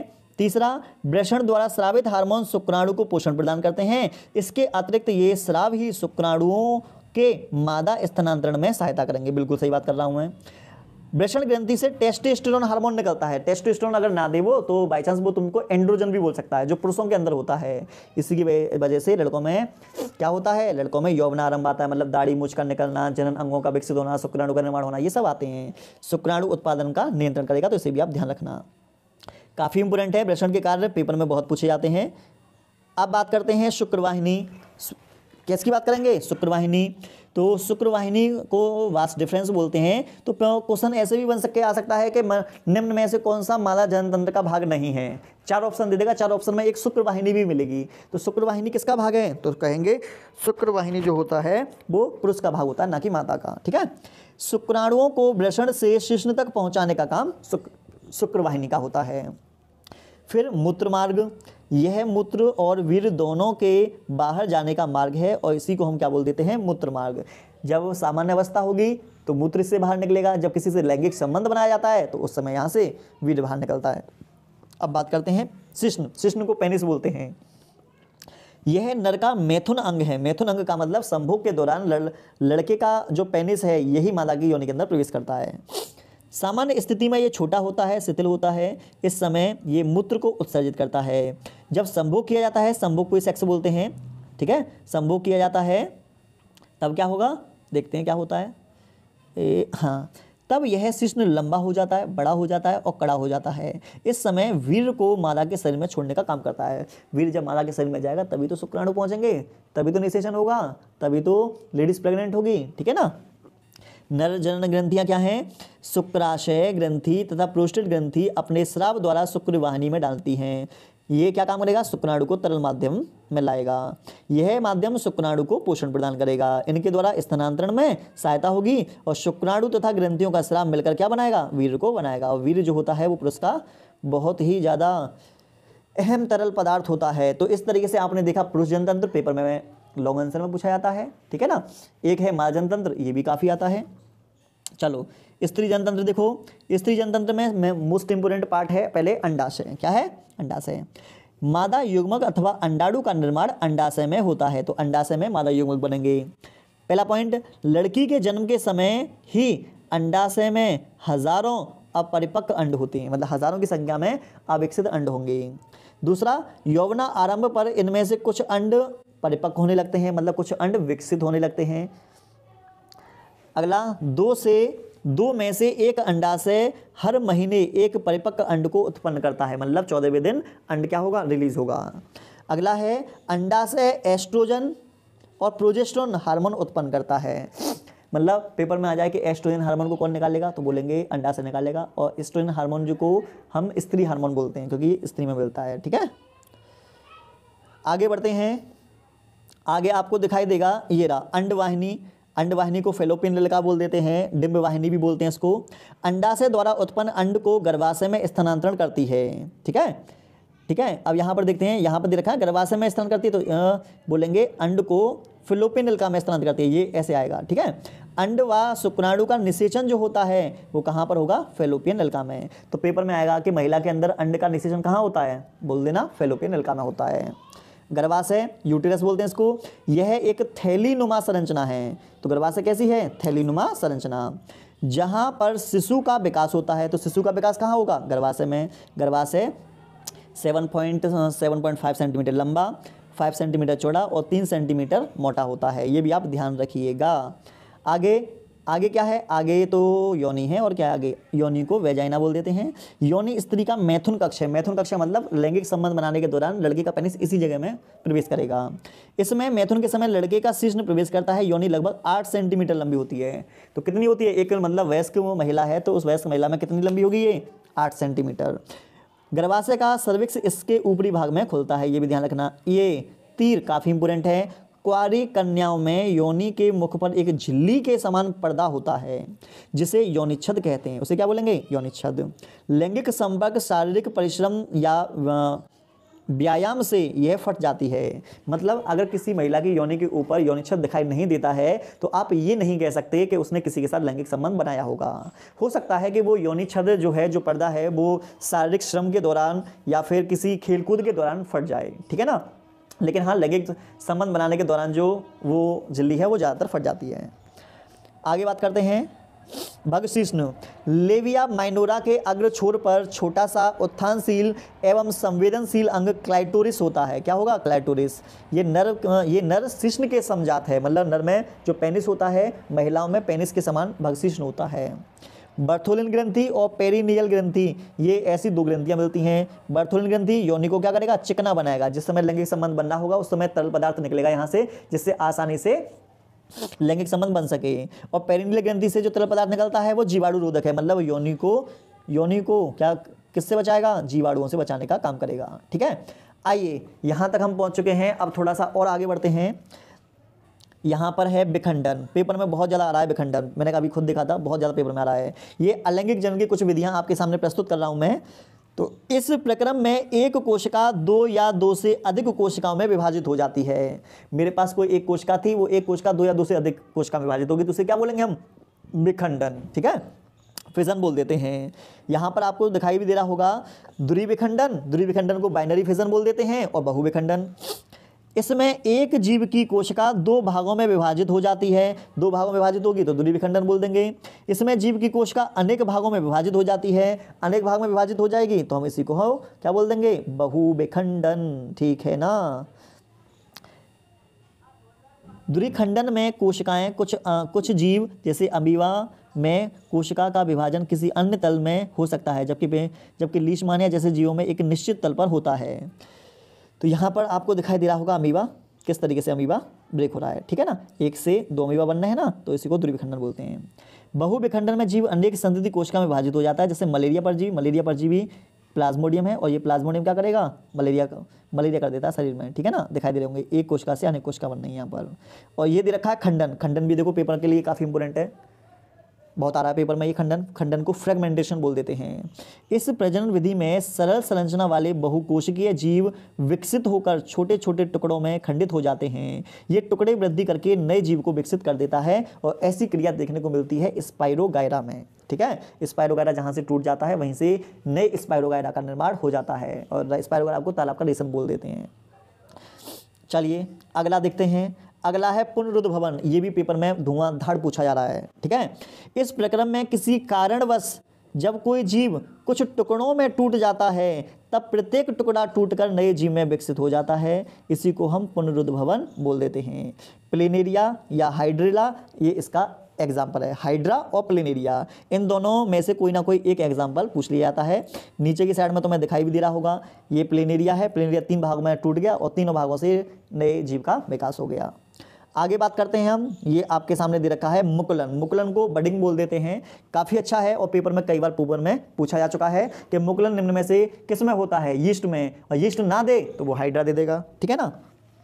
इस प्रक्रम में जीव के शरीर पर एक उभार उत्पन्न हो जाता है जिसे मुकुल कहते हैं। यह जनक से अलग होकर एक स्वतंत्र नए जीव में बदल जाता है, ठीक है। तो आपको बता दें ये हाइड्रा में और यीस्ट में होगा। एग्जाम्पल मोस्ट इंपोर्टेंट है, पेपर में छपे हुए दे मिल जाएंगे आपको। अगला है बीजाणु समासंग, स्पोर फॉर्मेशन। कुछ जीवों के तंतु के सिरे पर बीजाणु धानी बनती है, जिनमें बीजाणु बनते हैं। बीजाणु गोल हल्की रचना होती है जो एक मोटी भित्ति से रक्षित होती है। अनुकूल परिस्थितियां मिलने पर बीजाणु वृद्धि करने लगते हैं। चलो वो तो हमारा ख़त्म हुआ। अब हम आगे की ओर बढ़ते हैं। मेंडेल द्वारा मटर के पौधे का चुनाव। वीडियो हो सकता है थोड़ी वीडियो लंबी हो जाएगी, लंबी इसीलिए होगी क्योंकि भाई इतने सारे कॉन्सेप्ट पूरी बायोलॉजी में आप लोगों को समझा रहा हूँ, तो इसलिए लंबी हो सकती है, तो देखते रहो जब तक ख़त्म नहीं हो जाती। मेंडल ने किस पौधे को चुना था, मटर को पाइसम सेटाइवम बोलते हैं, उद्यान मटर भी बोलते हैं इसे। इसमें अनेक तुलनात्मक लक्षण पाए जाते हैं, शुद्ध लंबा, शुद्ध बौना, गोल, झुर्रीदार, बहुत सारे। इनका जीवन काल छोटा होता है इसलिए चुना था। सामान्यतः इनमें स्वपरागण होता है, लेकिन कृत्रिम तरीके से परपरागण भी हम करा सकते हैं। एक ही पौधे में अनेक बीज बन सकते हैं। मटर के पौधे जो होते हैं वो कैसे होते हैं, द्विलिंगी होते हैं, ये भी ध्यान रखना। तो इन सभी तरीकों के कारण, मतलब इन सभी विशेषता के कारण ग्रेगर जॉन मेंडल ने मटर के पौधे को चुना था। अब यहाँ पर आया आपका एकल संकरण, ठीक है। एकल संकरण को मोनोहाइब्रिड बोल देते हैं, मोनोहाइब्रिड। इसे क्या बोलते हैं, मटर के 2 पौधों के एक जोड़ी मतलब 2 विकल्पी लक्षणों के मध्य संकरण को एकल संकर क्रॉस कहा जाता है। तो देखो ना, शुद्ध लंबे पौधे का संकरण शुद्ध बौने पौधे के साथ कराया तो एक जोड़ी हो गई ना, एक जोड़ी का मतलब 2 हो गए। लंबे पौधे का संकरण बौने पौधे के मध्य करा दिया, तो ठीक है, इसी को मोनोहाइब्रिड बोलेंगे, ठीक है। और यहीं से मेंडल के प्रभाविता का जो नियम है, पहला नियम, वो भी निकलता है यहाँ से, ये भी ध्यान रखना। यहाँ पर आपको दिखाई भी दे रहा होगा पी का मतलब यहाँ पर पेरेंट से है, ठीक है। मैंने उसका क्या कराया, मैंने उसका संकरण करा दिया। कैपिटल टी, स्मॉल टी, ये हो गया शुद्ध लंबे पौधे, शुद्ध बौने पौधे का संकरण कराया, यहाँ पर आगे संकर लंबे पौधे, ठीक है। और ये जो हमारी है, ये है हमारी F1 पीढ़ी का स्वपरागण करा दिया। स्वपरागण का मतलब होता है दोनों तरफ आप इन्हीं को लोगे, क्यों लोगे, इसी में परागण कराऊंगा ना, इसलिए। तो देखो कैपिटल टी, ये आ गया कैपिटल टी, शुद्ध लंबे पौधे हो गए। कैपिटल टी स्मॉल टी आ गया, यहाँ पर कैपिटल टी स्मॉल टी आ गया, इधर स्मॉल टी आ गया, ठीक है। तो देखो जीनोटाइप का मतलब क्या होता है, जब हम जीन को देखते हैं तो जीनोटाइप बोलते हैं। जैसे मैंने कहा इन चारों पौधों में से कैपिटल टी कितने हैं, तो तुम कहोगे सर कैपिटल टी तो 1 है, तो 1 लिख दिया। कैपिटल टी स्मॉल टी कितने हैं, तो कहोगे सर 1 और 2 हैं, तो 2 लिख दिया। मैं कहूँगा स्मॉल टी कितने हैं, तो तुम कहोगे मत सब 1 है, तो 1 लिख दिया। तो ये वाली जो पीढ़ी है ये वाली ये है F2 पीढ़ी, ठीक है। तो एकल संकर संकरण प्रयोग में F2 पीढ़ी का जीनोटाइप 1:2:1 होता है। अब बात करते हैं फिनोटाइप की। तो मैंने कहा ये 4 पौधे हैं, 4 पौधे में से कितने लंबे हैं कितने बौने, तो तुम कहोगे ये भी लंबा है, ये भी लंबा है, ये भी लंबा है और ये बौना है, तो मतलब 3 तो लंबे हैं और 1 हमारा बौना है, तो उसे हम बोलेंगे 3:1। ये हो गया फिनोटाइप। जब देखकर बताते हैं तो उसे फिनोटाइप कहा जाता है। आई थिंक आप लोगों को समझ में आ गया होगा। अब इसके बारे में कुछ जानकारी हम देख लेते हैं, ठीक है ना। चलो देखो ध्यान से समझना। पहले अवलोकन करो। प्रथम संतति F1 पीढ़ी में सभी पौधे लंबे थे। देखो चेक करके, F1 पीढ़ी हमारी ये रही, तो F1 पीढ़ी हमारी ये F1 पीढ़ी ये, इसमें सभी पौधे कैसे हैं, सभी पौधे हमारे संकर लंबे हैं, ठीक है। फिर हम नीचे की तरफ आए। F2 पीढ़ी में 3/4 लंबे पौधे 1/4 बौने पौधे थे, मतलब 4 में से 3 लंबे हैं और 1 हमारा बौना है, ये कहना चाहता हूं मैं। चलो ठीक है। अब निष्कर्ष क्या निकाला आपने वो भी देख लेते हैं। कैपिटल टी स्मॉल टी दोनों लंबे पौधे हैं। हाँ जी दोनों हैं, ये शुद्ध लंबा होगा, ये संकर लंबा होगा, बस इतना सा फर्क है। जबकि स्मॉल टी बौना है, मतलब दोनों स्मॉल टी होंगे तो बौना होगा, ये वाली बात ठीक है। कैपिटल टी की एक प्रति पौधों को लंबा बनाने के लिए पर्याप्त है, जबकि बौनेपन के लिए स्मॉल टी की दोनों प्रतिलिपियां स्मॉल टी होनी चाहिए। बिल्कुल सही बात है। कैपिटल टी जैसे लक्षण प्रभावी लक्षण कहलाते हैं, स्मॉल टी जैसे लक्षण अप्रभावी कहलाते हैं। जब एक लक्षण दूसरे लक्षण पर प्रभावी हो जाता है तो उसी को तो बोलते हैं हम प्रभाविता का नियम। तो मेंडल का जो पहला नियम था प्रभाविता का नियम वो यही था, ठीक है ना, इसको भी आप ध्यान रखना। चलिए अब बात करते हैं दूसरा, ये है द्विसंकर संकरण, डाई हाइब्रिड क्रॉस। मटर के 2 पौधों के दो जोड़ी मतलब 4 विकल्पी लक्षणों के मध्य संकरण को द्विसंकर संकरण कहा जाता है। जैसे मैंने क्या काम किया, मैंने आपका क्या गोल के लिए मैंने बोल दिया राउंड मतलब आर, ये है गोल पीले, ये गोल बीज होते हैं, ठीक है। गोल और पीले के लिए मैंने बोल दिया येलो मतलब वाई, तो ये गोल है, ये शुद्ध गोल है, ये शुद्ध क्या है पीले बीज हैं। झुर्रीदार के लिए मैंने बोल दिया स्मॉल आर। हरे के लिए मैंने बोलूँगा स्मॉल वाई, ठीक है। इनके बीज संकरण कराऊंगा। तो गोल पीले झुर्रीदार हरे बीजों के मध्य संकरण कराने पर गोल पीले बीज उत्पन्न होते हैं, ठीक है। तो मैं नीचे दिखाई दे रहा होगा, हाँ ये दिख रहा है ना। तो हमें F1 पीढ़ी कैसे मिली, F1 पीढ़ी मिलेगी गोल पीले बीजों की, क्योंकि बड़ा वाला छोटे को दबा देगा, बड़ा वाला छोटे को दबा देगा, तो इस तरीके से। अब मैं क्या काम करूँगा, मैं बस इतना सा काम करूँगा कि इसके मैं युग्मक बना लूँगा, 1 2 3 4 युग्मक बना लिए, और चारों युग्मक का F1 पीढ़ी का स्वयं करा दूंगा। मैं स्वयं कराऊंगा तो इसका चारों इधर भी लिख दूंगा। मैं इधर लिखने के बाद में क्या काम करने हैं, बॉक्स बनाने हैं, जैसे आपको दिखाई दे रहे होंगे। ये बॉक्स है, बॉक्स कितने हैं, ये बॉक्स होंगे 16, ठीक है, 16 बॉक्स होंगे। तो इसका जो जीनोटाइप है, जीनोटाइप कैसे निकलेगा, जीनोटाइप ये रहा आपके सामने, ये रहा। गोल पीले बीज 9 आएंगे, गोल हरे बीज 3 आएंगे, झुर्रीदार पीले बीज 3 आएंगे, झुर्रीदार हरे बीज 1 आएगा। 16 बॉक्स थे ना, तो 16 ये आ गया आपका, ठीक है ना। और इसका जो फिनोटाइप है, ये तो फिनोटाइप है और ये जीनोटाइप है, ये ध्यान रखना, जीनोटाइप आ जाए तो आप इस तरीके से बता देना, ठीक है ना। और ये बॉक्स भरने अगर आपको ना आते हो तो मुझे बता देना, मैं तुम्हें क्लास में समझा दूंगा। वैसे बहुत आसान है, मैंने प्रियांशु को बताया था शायद। अब देखो नीचे की साइड में कुछ दे रखे हैं, मेंडल की शब्दावली, कुछ चीज़ें दे रखी हैं। एलील, जैसे एलील क्या है, जीवों में स्थित विपरीत गुणों के जोड़ों को एलील कहते हैं। जैसे पौधे में लंबा और बौना पौधा। समयुग्मजी क्या है, जब किसी युग्मनज में एक ही प्रकार के लक्षणों के जीन जोड़े हों तो उसे समयुग्मकी बोलते हैं। जैसे कैपिटल टी ये शुद्ध लंबा पौधा, स्मॉल टी शुद्ध बौना पौधा, कैपिटल आर शुद्ध गोल बीज, स्मॉल आर ये कैसा है, ये गोल है तो ये कैसा हो जाएगा, झुर्रीदार बीज। गुणसूत्र के बारे में जान लो। इसकी खोज ई स्ट्रासबर्गर ने 1875 में की थी, जबकि नाम W वाल्डेन ने दिया था। और मानव में कितने गुणसूत्र होते हैं, तो 46 गुणसूत्र होते हैं, ये ध्यान रखना, ठीक है। आगे बढ़ते हैं। तो गुणसूत्र के प्रकार देखो, अलिंग गुणसूत्र के बारे में जानो पहले, इसको हम ऑटोसोम बोलते हैं। जो गुणसूत्र लिंग लक्षणों को छोड़कर अन्य लक्षणों का निर्धारण करते हैं, नर और मादा दोनों में समान होते हैं, कितने होंगे 44, उन्हें अलिंग गुणसूत्र बोलेंगे। मतलब ये लिंग का निर्धारण नहीं कर पाते, है ना। और जोड़ी में पूछे ना तो बोल देंगे ये कितने जोड़ी होते हैं, ये होते हैं 22 जोड़ी। लिंग गुणसूत्र सेक्स क्रोमोसोम बोलते हैं इनको। जो गुणसूत्र लिंग निर्धारण करते हैं उन्हें लिंग गुणसूत्र कहते हैं। ये नर और मादा में अलग अलग होते हैं, और एक जोड़ी कैसे, XX होगा तो लड़की, XY होगा तो लड़का, इस तरीके से होते हैं, ये ध्यान रखिएगा आप, है ना। चलिए अब बात करते हैं मानव में लिंग निर्धारण की क्रियाविधि। मोस्ट इंपोर्टेंट है, पेपर में छपी हुई मिलेगी आपको। मानव में लिंग निर्धारण की क्रियाविधि, और उसके साथ साथ में एक और ये याद करके जाना, जनसंख्या विस्फोट वाला परिवार नियोजन, ध्यान से सुन लो, परिवार नियोजन, जनसंख्या नियंत्रण, है ना। परिवार नियोजन में कौन कौन सी विधियां आती हैं वो सब याद करके जाना, ये भी इंपॉर्टेंट है। चलो, माता में समान प्रकार के XX लेकिन पिता में असमान प्रकार के लिंग गुणसूत्र XY होते हैं। ठीक है भाई। माता में अर्धसूत्री विभाजन के बाद एक ही प्रकार के अंडे बनते हैं। कितने? एक ही प्रकार के। जबकि पिता में 2 प्रकार के, एक X और एक Y प्रकार का शुक्राणु बनेगा। ठीक है। निषेचन के समय जब माता के अंडे से Y प्रकार का शुक्राणु मिलकर जायगोट बनता है तो पुत्र पैदा होगा। जब X शुक्राणु से जायगोट बनेगा तो पुत्री पैदा होगी। बिल्कुल सही है। तो देखो 44 + XX हो तो लड़की, 44 + XY हो तो लड़का। ये तो लिंग का निर्धारण करते हैं तो लिंग गुणसूत्र, ये लिंग का निर्धारण नहीं करते तो अलिंग गुणसूत्र।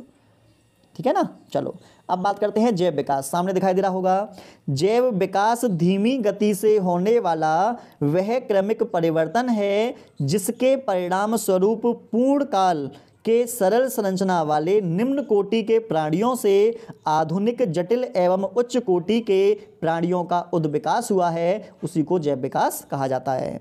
और जैव विकास शब्द किसने दिया था? तो हर्बर्ट स्पेंसर ने दिया था, ये भी आप ध्यान रखना। जैव विकास के प्रमाण में देखो ये बहुत बार आ चुका है, बहुत इंपोर्टेंट है। ऐसे अंग जो मूल उत्पत्ति और संरचना में समान होते हैं जबकि वह रचना और कार्य में भिन्न होते हैं उनको समजात अंग बोलते हैं। इस गुण को समजातता कहते हैं, है ना। बार बार प्रैक्टिस सेट में आ रहा था ये वाला। तो सील के फ्लीपर तैरने के लिए, चमगादड़ के पंख उड़ने के लिए, घोड़े की अगली टांग दौड़ने के लिए, मनुष्य का हाथ कार्य करने के लिए अनुकूलित होते हैं। इनकी आंतरिक रचना सभी की क्या है? समान है, लेकिन ये अलग अलग वातावरण में रहने के कारण इनके कार्य जो हैं वो क्या है? अलग अलग हैं। अगला देख लेते हैं समवर्ती अंग, ये भी इंपोर्टेंट है। ऐसे अंग जो कार्य की दृष्टि से समान, मतलब काम तो ये एक जैसे करेंगे लेकिन मूल उत्पत्ति संरचना में ये क्या होते हैं? अलग अलग होते हैं। इनको समवर्ती अंग बोल देते हैं। इस गुण को क्या बोलते हैं? समरूपता। पेपर में बहुत पूछी जा रही है। प्रैक्टिस सेट लगा करके तो देखो आप लोग, आपको बार बार ये दिखाई देगा। पक्षी के पंख, तितली के पंख, चमगादड़ के पंख हवा में उड़ने का कार्य समान करते हैं लेकिन इनकी संरचना जो होती है वो बिल्कुल अलग अलग होती है। ये आप ध्यान रखेंगे। अब मैं कुछ आप लोगों को प्रैक्टिस सेट करा रहा हूँ साथ के साथ, जो कि आपने इतनी देर से पढ़ रहे हो तो पता तो चलना चाहिए कुछ समय में आपके आया नहीं आया। प्रैक्टिस सेट करने से आपके अंदर कॉन्फिडेंस जो होगा वो कॉन्फिडेंस भी आ जाएगा, जिससे आपको ये पता चल जाएगा कि जो आप पढ़ रहे हैं वो सही सलामत पढ़ रहे हो या नहीं पढ़ रहे। ठीक है ना। चलिए, मनुष्य में वृक्क, वृक्क का मतलब किडनी, एक तंत्र का भाग है जो संबंधित है। वो संबंधित किससे है? उत्सर्जन से। स्वपोषी पोषण के लिए आवश्यक है क्या? कार्बन डाइऑक्साइड और जल, क्लोरोफिल, सूर्य का प्रकाश। तो आप कहेंगे ये सभी। अगर आपको किसी प्रश्न में ये सभी दिखाई देता है तो 95% चांस है कि आपका आंसर जो होगा वो वही होगा। ए बी दोनों या फिर ये सभी अगर प्रश्न में आता है तो उसे लगा देना। अलैंगिक जलन मुकुलन द्वारा होता है, तो मुकुलन द्वारा क्या होता था? यीस्ट पेपर में आएगा तो यीस्ट, अगर पेपर में बाई चांस यीस्ट ना दे रखा हो तो मैंने बताया था ना, एक हाइड्रा आता है, हाइड्रा, है ना, उसे लगा देना।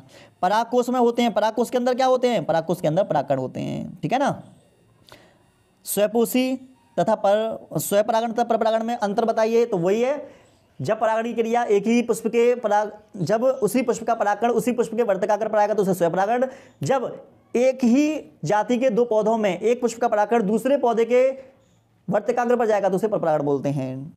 देखो, वन संरक्षण क्यों आवश्यक है? मोस्ट इंपोर्टेंट है। आपको लास्ट के दो चैप्टर हैं वो मैंने आपके ऊपर छोड़ दिया ना, कर लेना, बहुत आसान है। वन संरक्षण मतलब वन को संरक्षित करना क्यों आवश्यक है बताना है, आराम से बता देना। स्वपोषी पोषण क्या है? उदाहरण देकर संक्षेप में बताओ। स्वपोषी पोषण देखो हमने बताया था, वीडियो में मिल जाएगा तुम्हें। श्वासोच्छ्वास और श्वसन में क्या अंतर है? ठीक है, इसे कर सकते हो। पुष्प में निषेचन क्रिया को प्रदर्शित कर दो। स्त्री केसर की लंबत काट का नामांकित चित्र बनाओ। ये डायग्राम में आपको भेज दूंगा। अगला है दोहरा निषेचन, परिवार नियोजन। परिवार नियोजन मोस्ट इंपोर्टेंट है, इसे आप करके जाइएगा जरूर। ठीक है ना। और परिवार और दोहरा निषेचन इसको भी करके जाना। मेंडल के नियम जो हैं वो मैंने आपको बताई दिए। ठीक है। परागकण का जो चित्र है वो मैं आपको वीडियो में दे दूंगा। नेफ्रॉन का डायग्राम तुम बना देना। खाद्य श्रृंखला, खाद्य जाल तुम जानते ही हो। आगे बढ़ो। मानव में गुणसूत्र कितने होते हैं? 46 होते हैं। निम्न में से मादा जनतंत्र का भाग नहीं है। प्रश्न यहाँ से लेकर यहाँ तक पॉजिटिव, लास्ट में आकर नेगेटिव। शुक्रवाहिका, क्योंकि शुक्रवाहिका पुरुष में होती है ना कि महिलाओं में। देखो ये वाला क्वेश्चन भी करा था, निम्न में से कौन सा जीन प्रारूप शुद्ध गोल को प्रकट करता है? तो कॉमन सेंस लगाओगे ना, गोल गोल मतलब राउंड, राउंड को इस तरीके से लिखते थे, बताया था मैंने अभी, ठीक है। पादपों में जाइलम का क्या काम है? जाइलम जल का संवहन करना, जा से जल, जा से जाइलम, ठीक है ना। मेंडल के प्रयोगों के आधार पर प्रभावी अप्रभावी लक्षणों को समझाइए, मोस्ट इंपोर्टेंट करके जाना। भोजन में लार की भूमिका, अभी हमने वीडियो में देखा था। पौधों में रंध्रों की उपयोगिता, बात रंध्रों की उपयोगिता, गैसों के आदान प्रदान करने में ये हेल्प करता है। समजात समरूपी, वीडियो में बताई दिया मैंने। पौधों में जल का परिवहन किसके द्वारा होता है? क्रियाविधि को समझाइए, जस्ट पीछे मैंने जाइलम वाला करा रखा है। हृदय क्या है? संचय में स्पष्ट कीजिए, एक पंप के कार्य करता है, वीडियो में बता चुका हूँ हृदय के बारे में, ठीक है। परिवार नियोजन, परिवार नियोजन आपको खुद से करनी है। जैव विकास जस्ट अभी बताया था। मूलभूत संकल्पना बताइए, अभी समरूपता और समझाता ये भी लिख देना। मानव के पाचन तंत्र का चित्र की सहायता से वर्णन कीजिए, पाचन क्रिया का वर्णन कीजिए। तो पाचन तंत्र में आप लोगों को पूरा पढ़ाई चुका हूँ। अगला है निम्न में से एक केवल जंतुओं में मिलता है, तो जंतु में सिर्फ तंत्र का तंत्र मिलता है। मेंडल ने अपना पौधा चुना था, मटर का पौधा चुना था। निम्न में से कौन सी एक परत पराबैंगनी किरणों को पृथ्वी से बचाती है? ओजोन परत बचाती है, ठीक है। खाद्य श्रृंखला से आप क्या समझते हैं? स्पष्ट कीजिए, पता ही होगा आप लोगों को, ये वाला मैंने बता चुका था कि जैसे मान लो ये घास है, ये घास है, ये बकरी है और ये मानव है। बताया था नहीं बताया था? घास को बकरी खाएगी, बकरी को मानव खाएगा, एक श्रृंखला बन गई जो एक दूसरे को भोजन खाकर ये ऊर्जा ले रहे हैं, इसी को खाद्य श्रृंखला बोलते हैं, ठीक है ना। जनन स्वास्थ्य पर एक टिप्पणी करो, मोस्ट इंपोर्टेंट पढ़ के जाना। परागकोश का नामांकित चित्र बनाओ, डायग्राम बना देना। पुनरुद्भवन और मुकुलन में अंतर बताइए, तो वीडियो में बता चुका हूँ। मानव में लिंग निर्धारण प्रक्रिया का वर्णन कीजिए, वीडियो में बता चुका हूँ। परिवार नियोजन की विधियों का वर्णन कीजिए, ये आपको खुद से करना है, ठीक है। आज मैंने होमवर्क भी दिया था तुमको। मानव के आहार नाल का चित्र सहित वर्णन, मतलब पाचन तंत्र वाला करना है। उत्सर्जन को परिभाषित कीजिए, वक्राणु संरचना के बताओ, तो नेफ्रॉन वाला है, वीडियो में बता चुका हूँ। मेंडल की वंशागति के नियमों की व्याख्या करो, तो मेंडल के जो दोनों एक मोनोहाइब्रिड क्रॉस, डाइहाइब्रिड क्रॉस, एकल संकर संकरण, द्विसंकर संकरण, दोनों कर देना। मेंडल के नियम है, अगर आपके पास नोट्स हैं तो नोट्स में से कर लो, मॉडल है मॉडल में से कर लो, कहीं से भी करो पर करके चल जाओ। स्वपोषी पोषण के लिए आवश्यक होता है इनमें से सभी। मूत्र निर्माण होता है वृक्क में, वृक्क होता है किडनी को बोलते हैं। लार में कौन सा एंजाइम होता है? एमाइलेज होता है। एमाइलेज ना आए तो टाइल बता देना। सजीव निर्जीव में अंतर जब मैंने वीडियो स्टार्ट करी थी तभी बता दिया। श्वसन तुम जानते हो, छोटे बालक तो हो नहीं। खुले रंध्र का नामांकित चित्र, तो डायग्राम बनाना है। पादपों में जल और भोजन का परिवहन कैसे होता है? तो वीडियो में बता चुका हूँ कि जाइलम द्वारा जल का होता है, फ्लोएम द्वारा किसका होता है? फ्लोएम द्वारा भोजन का होता है। मानव के महाजन तंत्र के चित्र सहित वर्णन, तो महाजन तंत्र के बारे में पढ़ा चुका हूँ। गुणसूत्र किसे कहते हैं? मानव में लिंग निर्धारण, वीडियो में बता चुका हूँ, ठीक है। और नीचे अथवा करके दे रखा है पर्यावरण, तो पर्यावरण के बारे में तो कौन नहीं आता, इतने छोटे बालक भी ना हो तुम पर्यावरण के बारे में ना जानते हो। एक अच्छे पर्यावरण के लिए प्राकृतिक संसाधन को समुचित, मतलब प्राकृतिक संसाधन को कैसे बचाना चाहिए, ये भी आप आसानी से बता सकते हो, ठीक है। क्लास में वैसे मैं सब समझा चुका हूँ आप लोगों को। आगे देखें, मुकुलन पाया जाता है, मैंने अभी थोड़ी देर पहले बताया था कि अगर आपको दे रखा होगा कौन सा, या तो दे रखा होगा यीस्ट, पहले यीस्ट दे रखा था, यीस्ट ना देखकर हाइड्रा बोल दिया।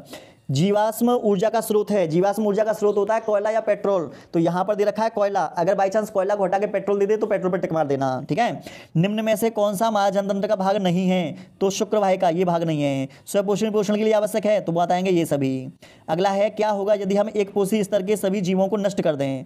अगर मान लो कोई पोषी स्तर है, तुम एक को नष्ट कर दोगे तो पूरी खाद्य श्रृंखला जो है वो प्रभावित हो जाएगी। जैसे मान लो आपने उत्पादक को खत्म कर दिया, सभी हरे पेड़ पौधे खत्म हो जाएंगे तो शाकाहारी खत्म हो जाएंगे, शाकाहारी खत्म हो जाएंगे तो मांसाहारी खत्म हो जाएंगे। मान लो आपने शाकाहारी को खत्म कर दिया, शाकाहारी को खत्म कर देंगे तो मांसाहारी अपने आप खत्म हो जाएंगे। तो इस तरीके से आप खुद से बनाकर कर सकते हो। जल संरक्षण क्या है? क्या आप लोगों को नहीं पता कि जल को हमें क्यों संरक्षित करना चाहिए? छोटे बच्चे तो हो नहीं तुम, सब पता है तुम्हें। प्रदूषण क्या है?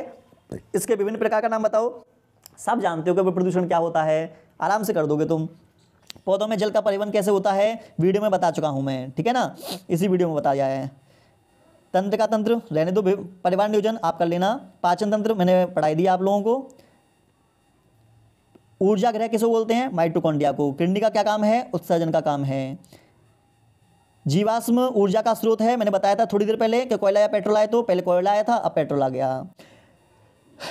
केवल प्रोटीन के बने होते हैं तो प्रियोन्स बने होते हैं। पुरुष में पाए जाने वाले लिंग गुणसूत्र कौन सा है, एक्स वाई, बता चुका हूँ, वीडियो में देख लेना। मेंडल द्वारा प्रतिपादित प्रभावी अप्रभावी लक्षणों को समझाओ। जो अपने आप को प्रदर्शित करता है वो प्रभावी, जो छिप जाता है या दब जाता है वो अप्रभावी। विखंडन अमीबा वाला बता चुका हूँ, द्विविखंडन होता है, ठीक है। बहुविखंडन प्लाज्मोडियम में होता है, खंडन स्पाइरोगायरा में होता है, वीडियो में समझा चुका हूँ, ध्यान से देख लेना। अगला है स्थलीय पायदान खाद्य जाल को उदाहरण देकर बताओ। जब अनेक खाद्य श्रृंखलाएं आपस में मिलकर खाद्य जाल बनाती हैं, बस ये बता देना, थोड़ा डिटेल में बताना है आपको।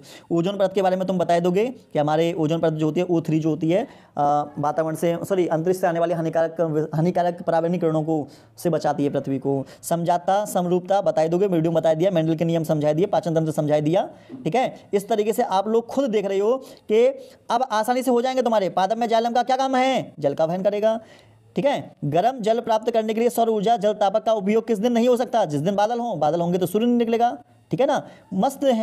मस्तिष्क उत्तरदायी है सोचने के लिए, हृदय स्पंदन के लिए, और इसमें आंसर आता है ये सभी, है ना। इस टाइप में शरीर के संतुलन में ये सभी हटाओ। महाजनतंत्र का भाग नहीं है, शुक्रवाई का हटाओ, सब पढ़ा दिया मैंने एक वीडियो के माध्यम से। तुम्हें बहुत कुछ समझा दिया। स्वपोषी पोषण के लिए आवश्यक परिस्थितियां कौन कौन सी हैं, उनके अंतिम उत्पाद क्या होंगे। अंतिम उत्पाद प्रकाश संश्लेषण के लिए आवश्यक परिस्थितियां देखो, CO2 होना चाहिए, जल होना चाहिए, क्लोरोफिल होना चाहिए, सूर्य का प्रकाश होना चाहिए। अंतिम उत्पाद में क्या बनेगा, ग्लूकोज बनेगा, ऑक्सीजन बनेगी, जल बनेगा। वृषण के कार्य को बताओ। शुक्राणुओं का निर्माण होगा नहीं होगा, नर जनतंत्र का विकास होगा, और एंड्रोजन हार्मोन टेस्टोस्टेरोन हार्मोन निकलेगा जो शुक्राणु निर्माण को प्रेरित करेगा। तो शुक्राणु पढ़ाए हैं वीडियो में, देख लो। जैव विकास को उपयुक्त उदाहरण की सहायता से स्पष्ट कीजिए। जैव विकास मैंने वीडियो में पढ़ा दिया, देखो इसको। छुई मुई में गति ये हट गया है पेपर में, अब इस साल नहीं आएगा आपका। मानव में लिंग निर्धारण इसे कर देना। क्या होगा यदि हम खाद्य कड़ी में प्रथम स्तर उत्पादक के सभी जीवों को समाप्त कर दें, सभी पेड़ पौधों को काट दोगे तो क्या नुकसान होगा, तुम्हें नहीं पता क्या, अभी बताया था। ओजोन परत की क्षति हमारे लिए क्यों चिंता का विषय है, इस क्षति की सीमित करने के लिए क्या कदम उठाए गए हैं। क्या आप लोगों को नहीं पता कि ओजोन परत अगर हट जाएगी तो अल्ट्रावायलेट किरणें हमारी पृथ्वी पर आएंगे, अल्ट्रावायलेट किरणें हमारी पृथ्वी पर आएंगी तो त्वचा कैंसर होंगे, मोतियाबिंद वगैरह बढ़ जाएंगे, तुम्हें नहीं पता, अरे सब पता है तुम्हें। अगला है नेफ्रॉन की संरचना और उसकी क्रियाविधि का वर्णन कीजिए। मोस्ट इंपोर्टेंट है, वीडियो में बताया तो है नेफ्रॉन के बारे में, याद करो। पादपों में जल और खनिज लवण का वहन कैसे होता है, वीडियो में बताया है, याद करो, ठीक है ना। आगे देखो, स्वपोषी पोषण के लिए क्या आवश्यक है, मारो ये सभी। मूत्र निर्माण होता है, वृक्क में होता है, ठीक है। लार में कौन सा एंजाइम पाया जाता है, एमाइलेज एंजाइम होता है। सजीव निर्जीव में अंतर बता दिया। श्वसन जानते ही हो। जल में, पौधों में जल और भोजन का परिवहन कैसे होता है, बताइए। माजंत बताइए, ये सब पता ही है तुम्हें, कर लोगे बहुत आराम से हो जाएंगे तुम्हारे ये, ठीक है ना। आराम से कर लेना, कोई दिक्कत वाली बात नहीं है। तो इस तरीके से आप लोगों ने देखा कि आपको हमने प्रैक्टिस सेट करा दिए, ठीक है। बहुत कुछ मैंने करा दिया है, बहुत कुछ मैंने समझा दिया। बस आप लोग क्या काम करेंगे, हमारी जो वीडियो है इस वीडियो को कम से कम 2 बार और मैक्सिमम 3 से लेकर 4 बार इस वीडियो को देखो। इसमें जो क्वेश्चन दे रखे हैं उनको बैठकर याद करो और उसको समझो। अगर आप इतना कर लेते हो, पेपर से पहले 4-5 बार इस वीडियो को देख लेते हो, उसमें क्वेश्चन आंसर याद कर लेते हो, पेपर में बायो का आपका जो पेपर है वो बहुत अच्छा आपका आराम से हो जाएगा। और मैं आप सब लोगों से कहना चाह रहा हूँ कि इस वीडियो को ज़्यादा से ज़्यादा, जितने भी तुम्हारे क्लास में जितने भी दोस्त हैं उन सभी दोस्तों को इसे शेयर करो, उन्हें शेयर करो और उनसे बोलो कि बायोलॉजी में अच्छे नंबर लेकर आने हैं तो इस वीडियो को देख लो, ठीक है ना। चलो मिलते हैं।